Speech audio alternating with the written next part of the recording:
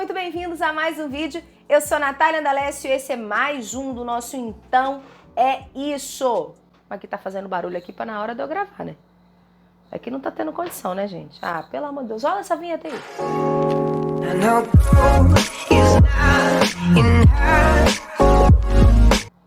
Ei, pra você que é meu aluno, hoje eu tenho uma curiosidade muito legal.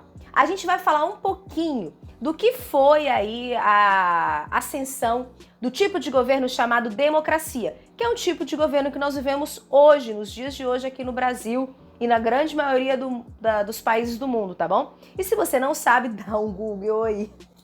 Achou que eu ia te falar, não é mesmo? Ah, tá bom, acertou, porque eu sei que você vai ficar com preguiça. A verdade é que a democracia é um tipo de governo em que o povo tem direito de votar por os seus representantes. Quer dizer que nós, enquanto cidadãos comuns, temos direito de dizer quem nós queremos que nos represente lá no governo, seja aí como prefeito, vereador, presidente e assim sucessivamente, tá bom? É um tipo de governo, mas olha só, a gente tem que saber que esse tipo começou há muitos e muitos anos atrás na chamada Grécia Clássica, mais precisamente aí uma das cidades mais importantes em Atenas. Mas vamos ler rapidinho pra gente falar de uma coisa legal. Olha só, acompanha comigo.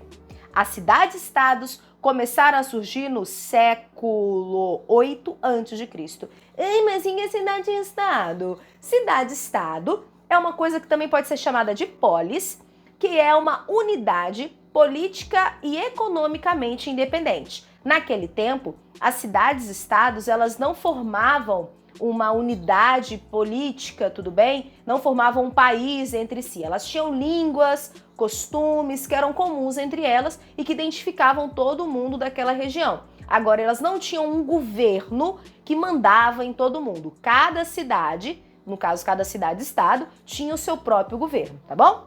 Continua comigo. Cada uma delas com sua identidade fortemente preservada ao redor da Acrópole, cidadela em que os templos eram dedicados à deusa ou deus protetor da cidade. O forte sentimento de dependência se devia em parte à geografia do país.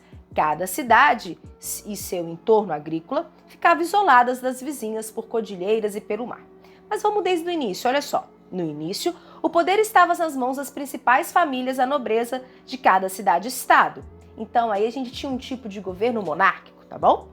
Embora as assembleias formadas por adultos dos séculos masculinos, dos séculos não, gente, pelo amor de Deus, é do sexo masculino, pudessem ser, como é que eu vou dizer, consultadas de vez em quando. Mas uma série de acontecimentos fez com que este tipo de governo monárquico, centralizado aí na mão de uma pessoa só, fosse disseminado. Olha que coisa interessante. Vai rodando as fotocas aí enquanto isso. Em primeiro lugar, a expansão da alfabetização e a exibição pública de leis por escrito mostraram que o poder dos nobres era circunscrito e podia ser questionado. Em segundo lugar, o estabelecimento de colônias além-mar deu aos cidadãos a oportunidade de estabelecer novos padrões de propriedade de terra e de organização política.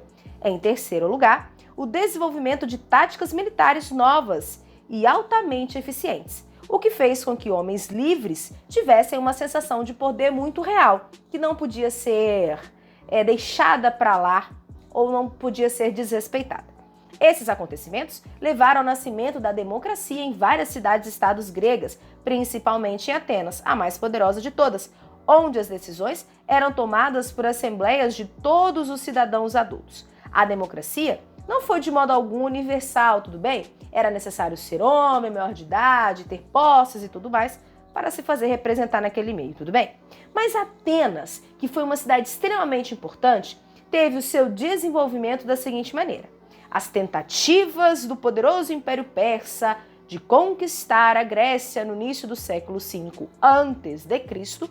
foram frustradas pela combinação da marinha ateniense com o exército de Esparta, outra cidade-estado poderosa.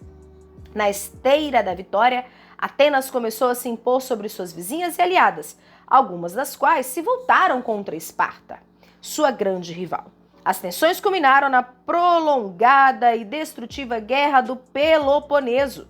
Com a derrota de Atenas, Esparta tornou-se a força dominante e exibindo um ressentimento tão forte quanto o de Atenas, desencadeou uma nova sucessão de guerras interinas. Assim, a Grécia, enfraquecida, tornou-se presa fácil para o ambicioso Filipe II da Macedônia, pai de Alexandre o Big. Com a vitória de Filipe na Guerra de Queroneia, em 338 a.C., a Grécia finalmente se unificou.